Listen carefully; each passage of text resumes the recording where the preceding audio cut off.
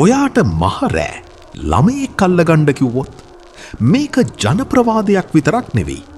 1925 දී ශ්‍රී ලංකාවේ තල්දෙනිය ප්‍රදේශීන් වාර්තා වූ අදටත් මිනිස්සු බයින් කතා කරන සැබෑ සිදුවීමක්.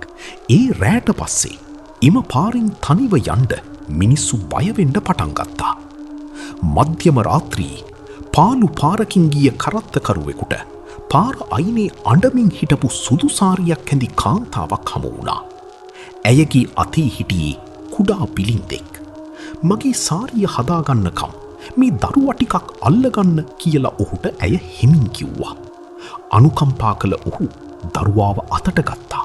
හැබැයි තප්පර කිහිපයකට පස්සේ ඔහුගේ ඇඟ සීතල වෙලා ගියා.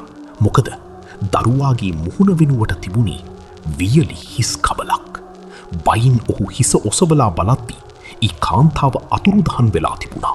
පසුව පොලිසිය කළ සෙවීම් වලින් හෙළිවුණේ එම ස්ථානයේදීම මීට වසර කිහිපයකට පෙර තරුණ මවක් සහ බිලින්දෙක් අභිරහස් ලෙස මිය ගොස් තිබූ බවයි. පසුදින උදෑසන සිහිය විකල්ව හමු වූ කරත්තකරු මිය යන්න කලින් කියලා තිබුණේ එකම දෙයයි. ඇය හැම රෑකම එනවා. දරුවා ආපහු ඉල්ලනවා. අදටත් තල්දෙනිය පාරී මධ්‍යම රාත්‍රියේ යන අයට බිලින්දෙකුගේ ඇඬුම් හඬ ඇහෙනවා කියනවා. ඔයාටත් ඊ හඬ ඇහුණොත් හැරී බලන්න එපා. මේ ගැන ඕගොල්ලෝ දන්න දේවලුත් කමෙන්ට් එකක් දාගෙන යන්න. මේ වගේ තව වීඩියෝ බලන්න අපි ෂැඩෝක්ස් ලංකා channel එක subscribe කරන්න.